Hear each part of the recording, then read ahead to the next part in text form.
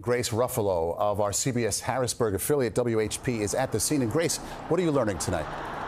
Hey, good evening. So Governor Shapiro is calling this a devastating and tragic evening. You really got to watch your step out here.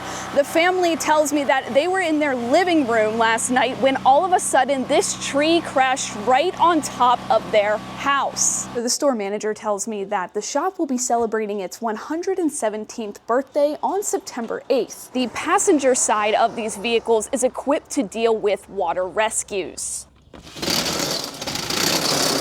So that means they're equipped with life vests, bodysuits, and of course, some rope. Today, a group of FFA officers got the unique behind-the-scenes look to see how potatoes go from this to this. He didn't want to go on camera, but he tells me that this house was vacant and he was actually in the process of remodeling it in the hopes of renting it out very soon. And as we enter another day of the heat wave, we're still seeing the Adams County community come together. Today, they bonded over a good old-fashioned cookout. Yes, sir. What can I get for ya? The heat is showing no signs of stopping, and neither is the Adams County community. And we're able to get the stuff to the people that need it. So the community and the businesses have stepped up, so I'm very pleased with that. Last night's fire at the Med-Ed substation caused thousands to lose power. Everybody in the neighborhood was out. I even went to the neighbors to find out if they had lights, and one of the other neighbors said, nope, they don't have them either. Med-Ed says it's working on repairing 2 substations in both Littlestown and Gardners. In the meantime, the cooling station is happily accepting more visitors. We're actually starting to get them from Biglerville and Bendersville and the other areas where they had the outage last night, which is fine. We're welcoming everybody. But the cooling station isn't the only one offering a helping hand. The community is willing to pitch in closer to home, including right in their own garage. What are you doing out here today? Giving free hot dogs. Fire companies like the Northeast Adams Fire and EMS are also offering their own cooling stations. Everybody understands it's just a unfortunate circumstance that we're all just trying to get through, so go figure, on the hottest week of the year so far. As residents continue to wait, the community is doing what they can to help out and be there in a time of need. Swedish fish, mango, and cotton candy. Reporting in Littlestown, Grace Ruffalo, CBS 21 News. The clock is still ticking on the state budget, which is now more than a month overdue. So for counties that are dependent on the budget, it's been a bit of a... challenges. It's a challenge. It's challenging. The delay on the state budget could impact a number of services in each county.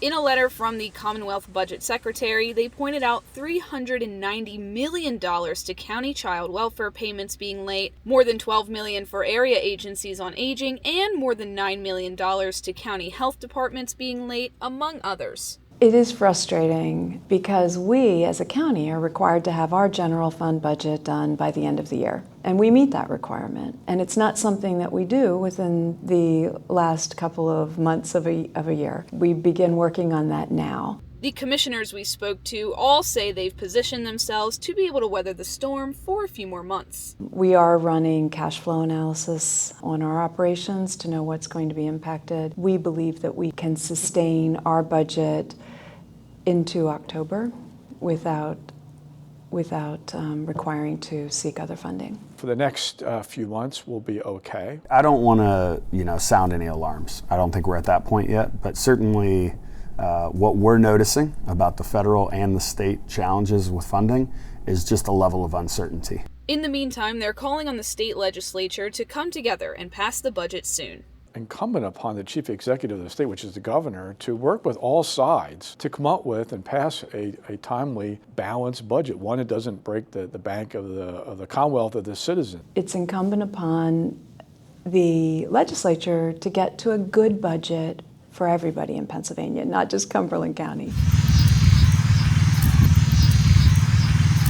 Will was one of the nicest, most kindest people a lot of people will meet. He's just really one of a million. He's just that kind of guy that walks into a room and everyone is just really happy to see him, and he brings positive energy to anything he does. The community is coming together after Warwick High School junior Will Feniger was hit while riding his e-bike. Wes, one of Will's friends and football teammates, proposed the idea of creating a memorial for Will.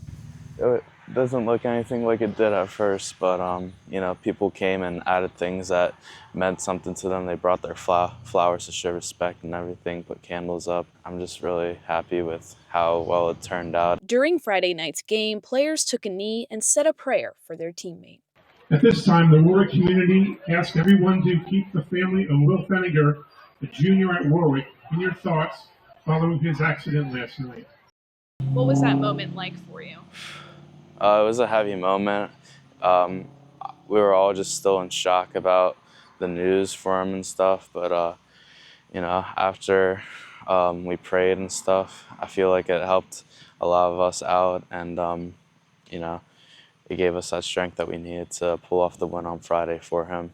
Wes says it wasn't just him who helped create this memorial. Brody Miller, Julian Swigert, Michael Pluta, Ty Eckert, Max McKintrick. I also want to thank Caden too. As people continue to stop by and pay their respects, Wes says he hopes Will's family knows they have endless support during this challenging time. I would just want them to know that they have thousands of people from not just in the community, but from all over the state and even in other states that knew Will, and just really want them to know that we're here for them and we're just trying our best to help them through with this difficult process right now. And the Warwick School District says they're in contact with Will's family, and they'll let the public know about Will's funeral services once that information becomes available. In Warwick Township, Grace Rufalo, CBS 21 News.